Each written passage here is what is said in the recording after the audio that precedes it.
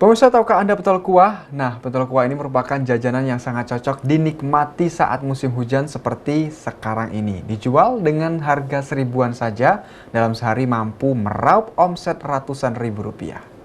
Pentol kuah merupakan makanan ringan yang sering diincar oleh masyarakat dengan ciri khas rasa yang unik. Tentunya, pentol kuah menjadi jajanan yang laku di tengah masyarakat.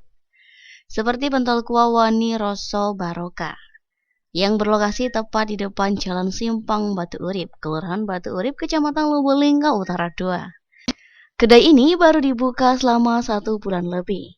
Selain pentol kuah, beberapa menu lainnya disajikan di sini, seperti bakso crispy, tahu wali, risol, piscok, dan nugget.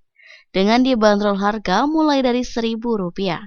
Kedai ini buka dari pukul 9 pagi hingga pukul 10 malam.